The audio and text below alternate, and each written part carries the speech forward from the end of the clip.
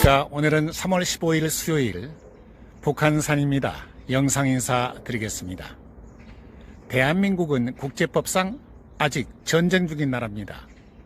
안보 문제만큼은 사느냐 죽느냐 사활이 걸린 문제입니다.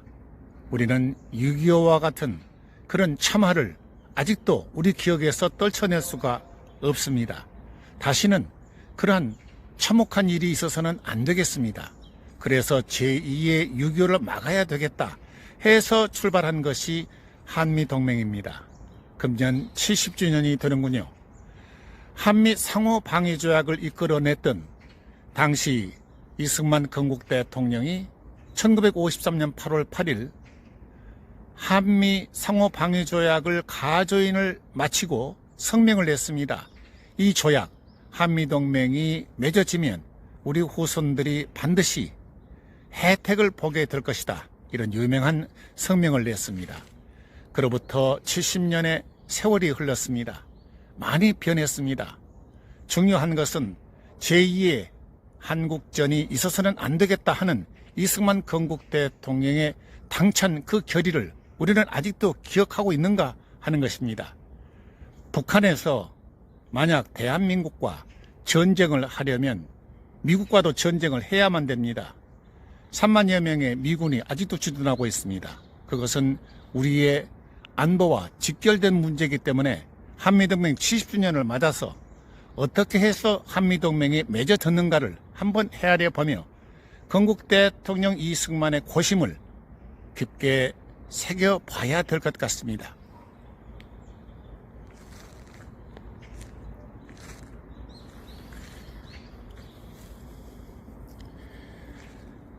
스토리텔링.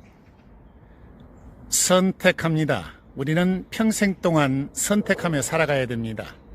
직업의 선택, 그리고 배우자의 선택, 모든 것이 선택 없이 이루어진 것은 하나도 없기 때문에 오늘 하루도 나의 선택에 따라서 오늘 일정이 하루 종일 이어지게 될 겁니다. 우리가 하루 일정 한 시간 순간을 보내면서 중요한 것은 2마리 토끼를 잡으려는 그런 욕망 때문에, 그런 욕심 때문에 실족하는 경우가 많습니다. 2마리 토끼를 잡으려다 다 놓치는 그런 우를 보면서는 안 되겠다 싶은 생각이 들어서 선택의 소중함을 말씀드렸습니다. 오늘 또 보람있고 건강한 하루 지내시기 바랍니다. Have a nice day. High five.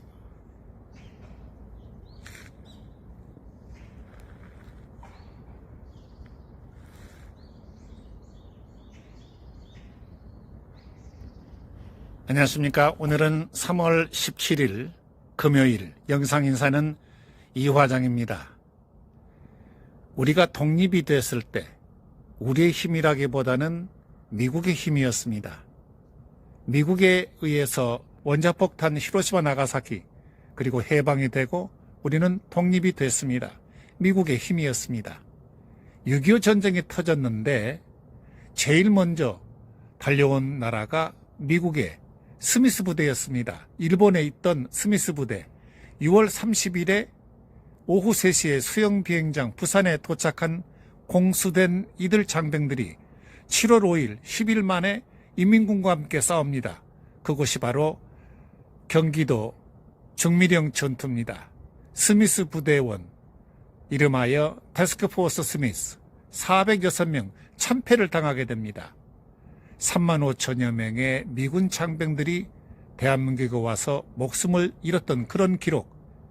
어쨌거나 독립도 그렇고 나라를 지키는 그런 호국의 가까운 혈맹, 그리고 한미동맹을 통해서 70년 동안의 우리를 지켜준 미국, 그것을 유도하며 먼 미래를 내다보며 성견지명으로 미국을 끌어들였던 이승만 건국 대통령의 리더십은 이 시대에 우리 모두가 다시 한번 음미를 해봐야 되지 않겠나 싶은 생각이 듭니다.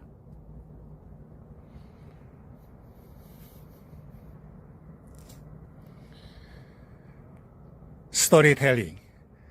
저마다 사람들은 오래오래 장수하고 싶어합니다.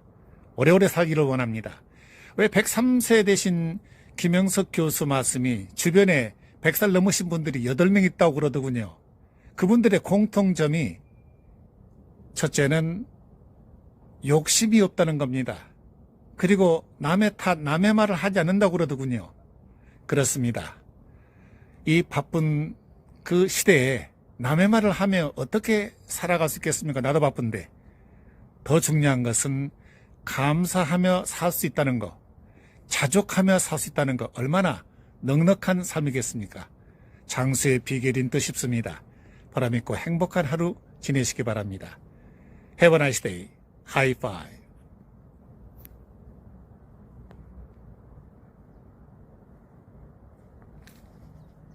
안녕하십니까. 오늘은 3월 20일 월요일 영상 인사는 이화장입니다. 대한민국은 아시아에서 민주주의가 가장 잘 되는 나라입니다. 75년의 역사를 갖고는 합니다만 100년 미만의 민주주의, 많은 발전을 거듭해오고 있고 민주주의를 심어온 이후에 역사의 흐름과 그 흔적을 보면은 어려움도 많았습니다만 100년 미만의 우리 민주주의는 발전 도상에 있는 것 같습니다. 자, 민주주의와 정면으로 맞선 체제는 공산주의입니다. 사회주의입니다. 민주주의를 정면으로 맞선 그런 공산주의와 사회주의와 맞서려면, 이겨내려면 반공, 바로 멸공이 아니겠느냐. 미국과 같이 정면으로 공산주의와 사회주의와 맞서는 그런 흐름이 필요하다는 그런 뜻입니다. 대한민국에 자유민주주의를 심어주신 자유민주주의의 뿌리, 저 뒤에 보신 건국대 통령 이승만 박사의 그의 건국 이념, 우리는 그가 남긴 뭉치면 살고 흩어지면 죽는다 하는 메시지를 새겨봐야 될 시기가 된 것 같습니다.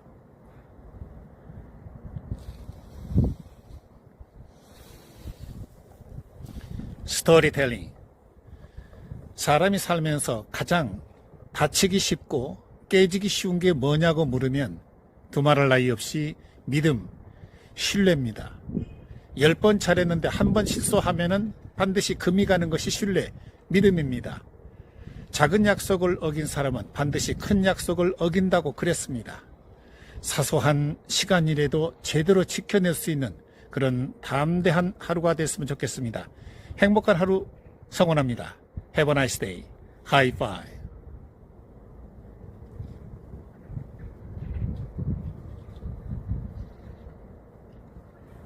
안녕하십니까. 오늘은 3월 21일 화요일 영상인사, 여기는 이화장입니다.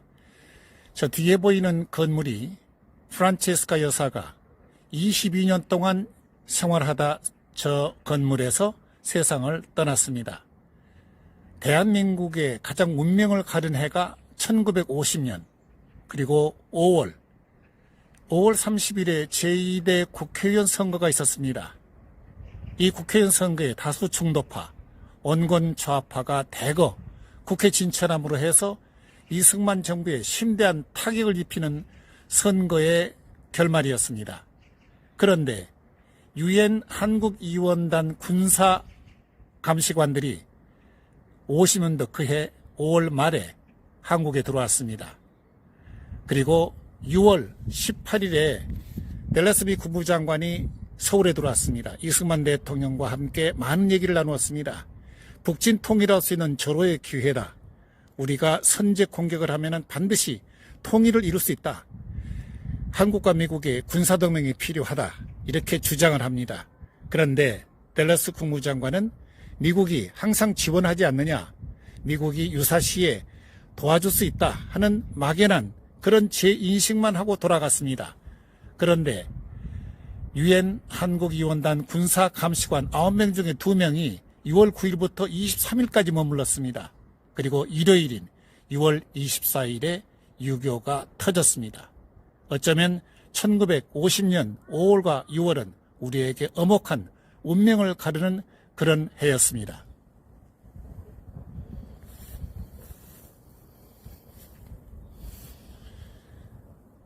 스토리텔링. 사람은 영적인 그런 존재입니다. 상대방이 칭찬을 하면은, 아, 저 칭찬이 제대로 나에게 칭찬해 주는구나 하고 느끼게끔 되어 있습니다. 얼핏 잘못 칭찬을 내보내면 거칠애가 되기 쉽다는 그런 얘기죠. 이웃나라 일본인 경우에는 친절을 표시하되 그 친절이 몸에 와 닿는, 마음에 와 닿는 그런 친절이 아주 몸에 뱄습니다. 어쩌면 하루 일정 가운데 친절하되 그 친절이 진솔하게 표시할 수 있는 그런 훌륭한 하루가 됐으면 좋겠습니다. Have a nice day. High five.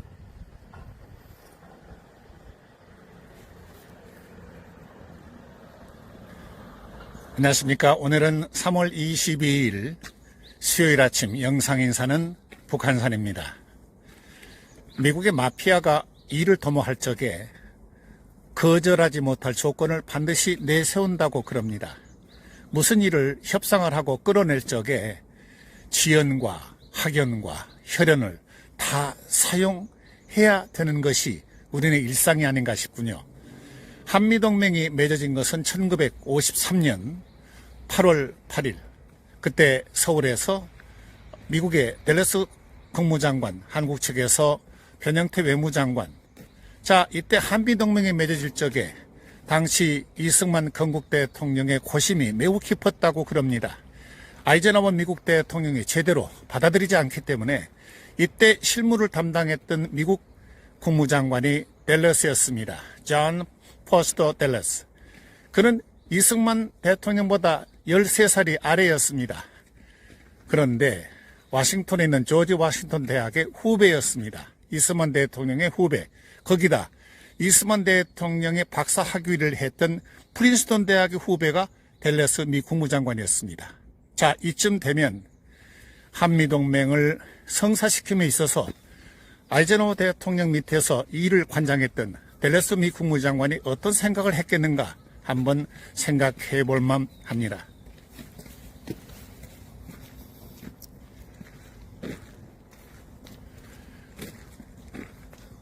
스토리텔링. 일반적으로 우리는 쏠림 현상 많이 들어보셨을 겁니다. 남이 하면 나도 따라서 거기에 함몰되는 그런 현상을 쏠림 현상이라고 그럽니다. 그런데 인간이 갖고 있는 가치가 뭔가요? 사람을 소우주라고 그럽니다. 얼마나 그 가치가 깊고 또 넓습니까? 남이 한다고 그래서 내 생각을 거기에 묶어서 그대로 넘어간다? 이건 어쩐지 좀 어색합니다. 천만인이 가로막더라도 내가 생각하는 진실과 정의와 자유와 합당하면은 내 길을 가야 될 겁니다. 모든 이들이 취해 있더라도 나만큼은 깨어있는 그런 담대한 하루가 됐으면 합니다. 바람 있고 행복한 하루 지내시기 바랍니다. Have a nice day. High five.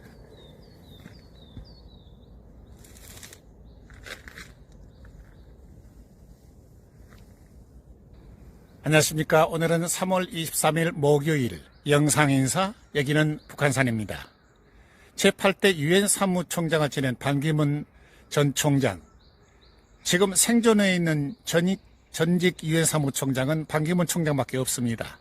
최근에 우크라이나를 다녀온 것 같은데 전쟁 중에 우크라이나 국민들의 단합된 모습이 참으로 인상적이었다, 그런 얘기를 전했습니다. 1937년에 난징 대학살이 있었습니다. 이때 30여만 명의 중국인들이 그 짧은 시간에 일본군에게 참혹하게 죽었습니다. 그런데 중국인들이 난징 대학살을 꺼내지를 않습니다. 꺼낸 걸 부끄러워한 것 같기도 하고요. 과거에 왜 월남전이 있었지 않습니까? 월남전 때 주월 한국군이 가서 싸웠습니다. 피해의식이 있어야 될 베트남 사람들 아예 그 얘기를 꺼내는 것을 싫어합니다. 왜 그럴까? 잊지는 않습니다. 기억을 하고 있다는 그런 뜻도 드는데 어찌됐건 과거 못지않게 현재가 중요하고 현재가 좋아야 미래가 열린다는 그런 뜻도 됩니다만, 유럽의 경우에 독일과 프랑스는 앙숙이었습니다. 16차례 전쟁을 치렀습니다. 그럼에도 불구하고 오늘의 프랑스와 독일은 유럽의 중심축으로 아주 가깝게 잘 지냅니다. 과연 우리와 일본은 어떻게 지내야 될까? 어떻든 미국에서 한국을 도우려고 하면은 유사시에 필요한 게 일본입니다. 어떻든 한미일은 공조체제를 가져야만 엄혹한 현실을 이겨낼 수 있지 않을까 하는 그런 느낌이 들어서 이런 말씀을 드렸습니다.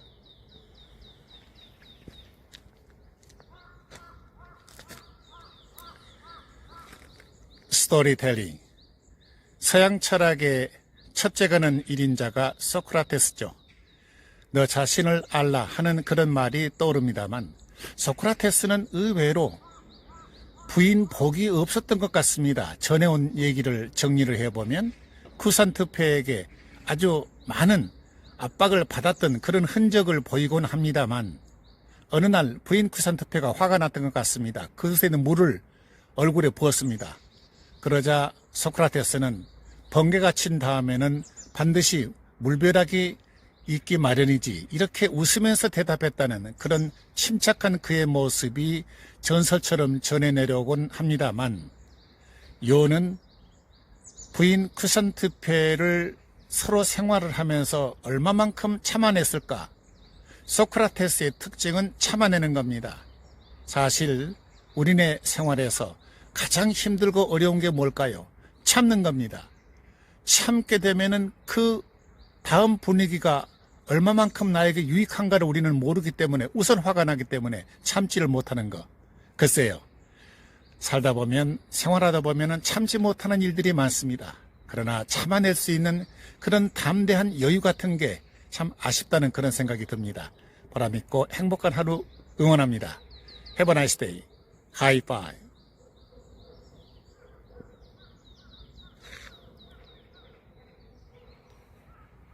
안녕하십니까. 오늘은 3월 24일 금요일 영상 인사는 이화장입니다. 독일이 통일이 된 다음에 서독 사람들이 깜짝 놀랐습니다. 왜냐하면 통일이 되기 전에 동독의 간첩들이 3, 4만 명이 득실됐기 때문에 통일 후에야 그런 사실을 알았습니다. 그리고 월남만 해도 그렇습니다. 베트남으로 하나로 통일되기 전 월남에는 많은 첩자들이 간첩들이 득실됐습니다. 그래서 월남은 패망이 됐습니다. 나라의 모든 것을 흔들어대는 그런 스파이, 세작, 간첩의 활동은 보이질 않습니다. 윤석열 대통령이 깜짝 놀랐습니다. 이렇게 간첩이 많다니. 자, 그러면 어떻게 해결할 것인가? 이미 체제를 전복하거나 이른바 종북, 친북, 주사파 이 사람들과 타협이 되겠습니까? 아무리 좋은 걸 내밀어 봐도 타협은 어렵습니다. 그렇다고 하면은 공산주의자, 사회주의자, 이른바 간첩을 어떻게 색출할 것인가? 정부의 노력만으로 가능할 것인가? 모두가 다 합심협력해서 자유민주주의를 지키는 그런 노력을 심혈을 기울여야 될 때가 바로 지금인 것 같습니다.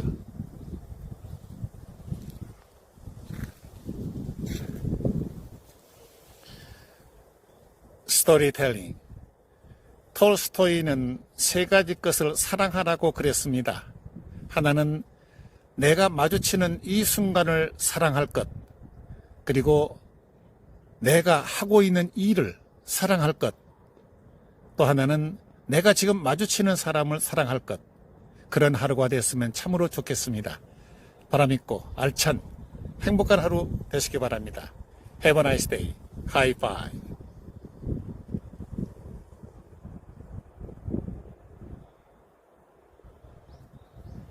안녕하십니까. 오늘은 3월 27일 월요일 영상 인사입니다.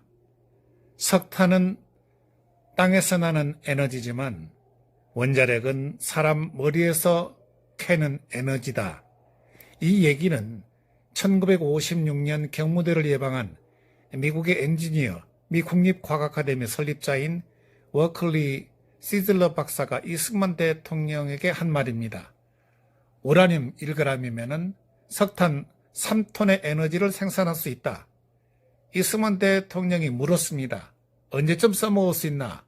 한 20년쯤 걸립니다. 이때 이승만 대통령은 결심합니다. 60불에 국민 1인당 소득이 그 정도밖에 되질 않는데 달러를 100불 정도면은 반드시 대통령이 사인을 할 때입니다. 1인당 유학생에게 들어가는 비용이 6,000불. 이승만 대통령은 원자력 분야의 유학생을 선발해서 미국에 보내게 됩니다. 10여 년에 걸쳐서 240여 명이 공부하고 돌아왔습니다. 외국에 보낼 때마다 이승만 대통령은 나라의 장래는 너희들에게 달려있다. 공부 열심히 하거라. 미래를 헤아려 본 이승만 건국 대통령의 선택이었습니다.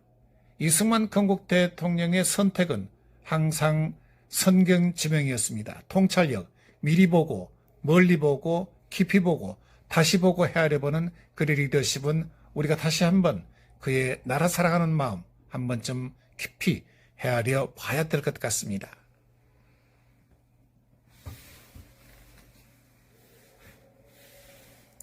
스토리텔링. 시성괴테는 사람이 나이가 들고 늙어가면서 4가지 것을 상실한다고 그랬습니다. 첫째, 건강, 그리고 일, 그리고 또 꿈, 마지막에 친구. 자, 나이가 들면서 상실되는 거 이거 어쩔 수가 없는 겁니다. 건강이나 일이나 꿈이나 친구. 자, 부부란 한마디로 말해서 평생 동반자죠. 그런데 친구는 일생 동반자라고 그럽니다. 친구와 함께 따뜻한 하루가 되는 좋은 하루로 기억되는 그런 행복감이 가득하시기 바랍니다. Have a nice day. High five.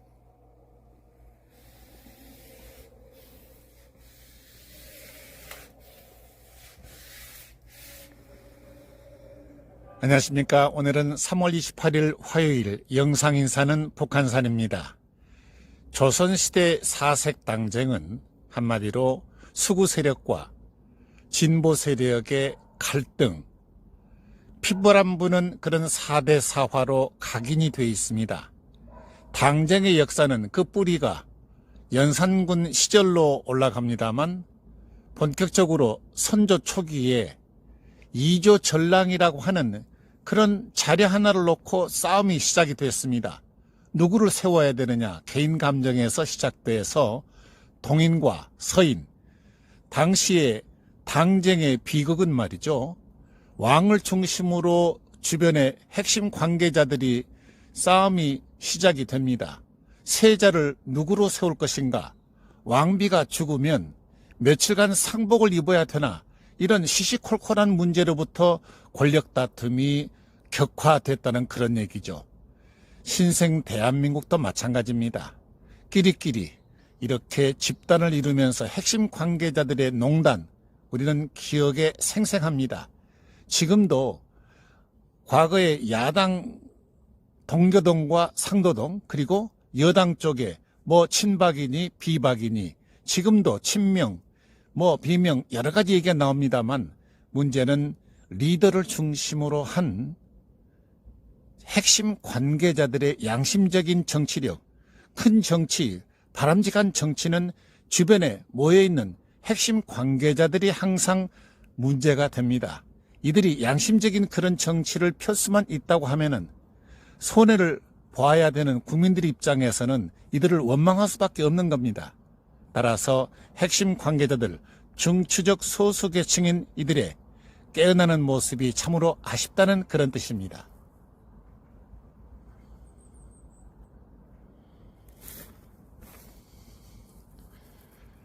스토리텔링. 잡고 있는 것이 많으면 손이 아픕니다. 들고 있는 것이 많으면 팔이 아프고요. 이고 있는 것이 많으면 목이 아픕니다. 쥐고 있는 것이 많으면 어깨도 아프고 또 보고 있는 것이 많으면 눈이 피곤합니다. 품고 있는 것이 많으면 가슴도 아프고요. 놓을 때는 놓아야 된다는 그런 뜻입니다. 우리가 아픈 것이 많은 것은 어쩌면 모두 갖고 싶기 때문에 아픈 게 많은 게 아닌가. 때로는 내려놓고 놓아야 될 때가 있어야 되는 것 같습니다. 놓을 수 있는 거, 그것도 용기가 아니겠는가. 오늘 또 좋은 행복한 하루 지내시기 바랍니다.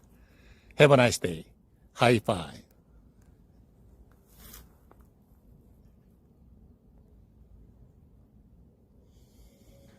안녕하십니까. 오늘은 3월 14일 화요일 북한산 영상 인사입니다. 요즘 지나가는 아기의 모습, 또 울음소리만 들어도 그저 반갑습니다.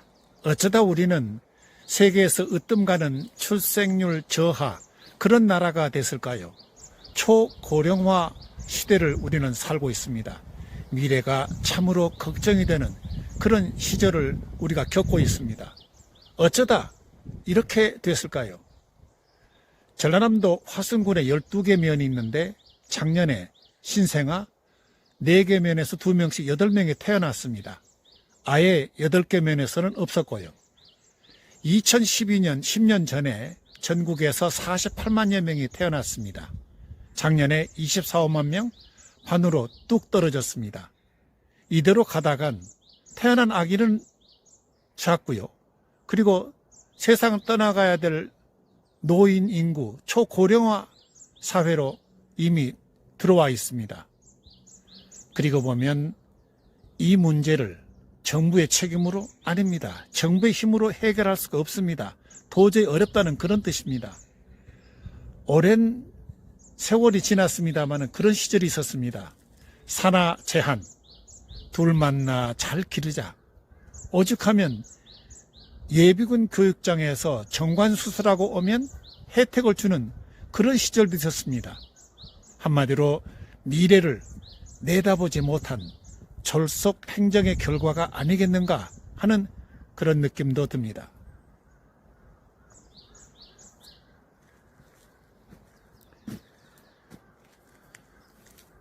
스토리텔링. 시집을 간 젊은 여성이 친정어머니 그리고 시어머니에게 얘기를 바로 듣습니다. 애를 낳으면 내가 애를 봐줄 수 없다. 그런 계산은 아예 하지 말고 우리도 바쁘고 힘들고 하니까 너희들은 알아서 살아야 된다. 딱 박절하게 끊어놓습니다. 그런 경우가 비일비재하기 때문에 이렇게 되면 젊은 여성이 걱정이 됩니다. 아기 낳을 생각을 하기가 어렵습니다. 아니, 젊은 세대 부부가 미래에 대해서 자신감을 잃어버립니다. 자신감이 없는데 어떻게 이런 인구 문제, 신생아를 기대할 수 있겠는가 하는 그런 얘기입니다. 우리는 옛날 그 할머니 시대, 오랜 시절에 5명, 8명, 10명까지도 생산했던 그런 시절이 옛 얘기가 됐습니다만 어떻든 가족 문화가 되살아나야 되지 않을까 하는 그런 생각이 들기 때문에 이런 말씀을 드렸습니다. 행복하고 건강한 하루 지내시기 바랍니다. Have a nice day. High five.